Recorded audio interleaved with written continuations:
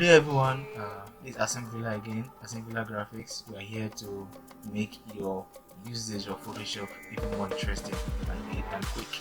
Okay, I will be talking about how we're going to use gradients to apply gradient fill on your background and also your text, on your font, we don't want to call it, but so here we go. First of all, I'm going to talk about how we're going to use it on our background, creating a cool and interesting background. So first of all, I'll come here to my adjustment layer. Now come to my gradient fill.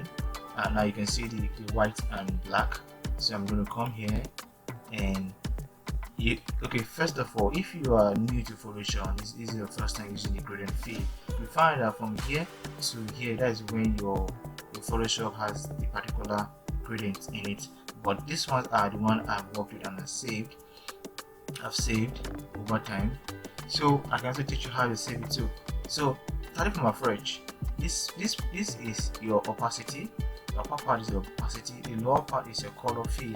So like if you look at this one now, you have a black and you have a low opacity, zero opacity right here. So I'm going to increase the opacity of this one by clicking here. You can see it comes up and I increase to 0. So you already have black because the color here says black and the color here says black. If I reduce this one, take it to 0. So if I change this one to, let me say, the color here to let me say red. Now you see the faded red. If I increase the opacity from here to here, you can see it's red. So I'm going to also add to this background is perfect. So I'm going to add like let me say a black or yellow or white. So let's go with white, a little faint of white around here. Okay, this is gonna be red.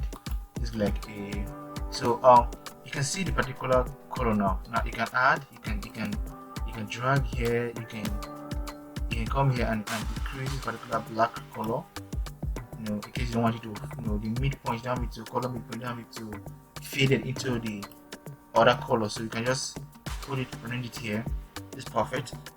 Then also to able to, let me say for example now I kind of like make a mistake by clicking here and everything, and I'm lost. So instead of me going back, casting this thing again, I'll just simply come here, drag into the place and gone, and drag into this place and gone, and drag into the place and gone, and I drag this into here and gone. That's one way to delete it. It also applies to the top too, in case you made a mistake while touching here and the rest. So you can just drag into here, drag into here, and drag into here. Faster way, see? So it's much better. So now this does the part. Now let me say for example this one I'm working with, I'm going to take this one away because I'm working with particular background. Then I want to save it. I will just come new and click on new. See, it had to it. You see? So I can delete it and then press new. It had to it. So and then I press OK. So in case of when I'm coming let me say next time I want to work with something that has to do with similar thing, I don't have to start creating again or choosing or start setting colors by coming here, clicking, choosing colors and everything. I don't have to do that again. So I'll just save it, and it's already saved. I'll just come and just choose what I want. So I'm going to click OK. Then the next phase now, this particular thing, you have the linear, you have the radial, you have the angle, you have the reflected, you have the diamond. Now in the linear, you can be able to choose how you want your black and your red to mix together. You can see how the black and everything mix together.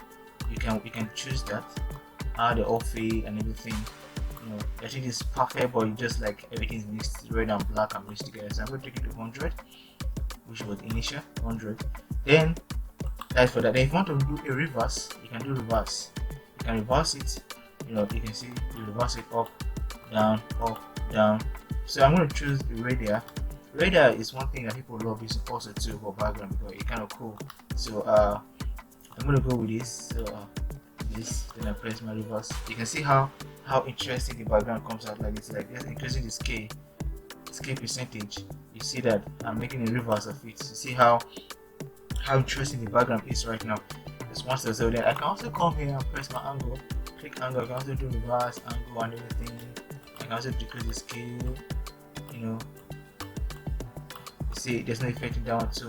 So I'm just gonna go straight to that of reflected. Now reflected is just another interesting thing, interesting style to use. You can see. So this one also gives a perfect look when it comes to using the background, using for a background. You see. Then I think the last one is the diamond. Diamond is just interesting. You can see. Diamond is just interesting. It's cool too. So your choice now is what do you want? How are you gonna use it to work with? How are you gonna go with it and everything? So let's go with this for now. For example, so I'm gonna click OK. I already have it as a gradient fee 1. So let's talk about how we're going to use it on apply it on our text, our font. So going to our text, I'm going to press T and I'll type gradient. Sorry, gradient. That's my gradient. Then I am going to I'm going to use bold, like really black bold, and try to increase it a little from here, drag it up. Now in 2019 Photoshop, you can able to drag your regular font here, increase it, but I don't think in all the lower version you cannot. So then here it is. So this gradient. So I'm going to go to my field, my blending options. I can start clicking my blending options. Okay, it's opening. Click on my blending options to go to my layer style, or I can just come here, not clicking here, but here, far above from the. Because if I click here, double click, it's gonna make me want to rename this particular font title I'm using. So I'm gonna click far from it, like the edge here, and double click. Then I'm going to my layer style. That's a shortcut to go there too. So I can come to my gradient. I can choose you see it's already saved, so whenever I save it in gradient field, it applies to the gradient editor. So these are the gradient editor. So I'm going to choose like something like gold, gold. I think this is perfect. Then this under reflected, so I'm going to go linear. So linear is not too good. So you can see you can just play around with it to know how it fits into your particular work. Now gradient is perfect, reflected is perfect. So I'm going to go with this. Go with it, and then you can see you can choose anyone you want. You can duplicate anything you want. Just you can see how it goes together, how it just goes together. They apply it on your stroke line. If you're applying a part stroke line, let's do this one. Okay, I'm going to my brush tool. Okay, settings. Okay, I already said I'm going to have to. If it's not set, I have to come here, decrease it to 0. Make sure my shape dynamics is tick, my transfer is tick, my smoothing is tick, and I'll come here to my pen tool. First of all, I have to create a roller line so that I can able to get a perfect line from here to here. When I click here, and I click here, I already have the line. So I have to create a new layer for that. Because if I don't create a new layer, I think I said more about this on my previous video. You can check my status, my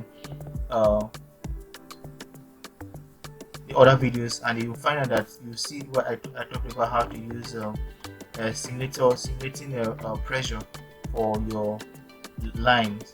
So there you come here, I right click and I go to my stroke. I choose my brush tool and everything. Mind you, I'm using something that has to do with black, so you can choose any color you want here too. So I'm going to come here, then it's applied. Also, I forgot to tell you, if you are using a larger brush size, always remember to reduce your brush size, because if your brush size is very large, the line is going to be large. If your brush size is thin and it's very small, it's going to be small. So play with your number, you know your pixel number, you know how you want to apply it. So I'm going with this particular one. So I'll press enter, I got my pen to press enter, and I will go my move tool and drag this guy upward away from it so that it will be visible. You can see. Then what I'm going to do now is just to come here, the same way I double click here, I'm going to do that same thing here and go for my gradient style. You can see I'm using this particular one. Or if I don't like it, I want to use also faster too, I can just come here, hold my alternate and drag from here to here. The style automatically applied to it. You get. So I may not like the way this particular thing is showing like this. I'm going to click it and click here, then come here and choose how I want it to be, whether linear or let me go for radial. Okay, let's see how it goes. linear. Let me choose this guy very well. Angle. Okay, I think I have something good here. So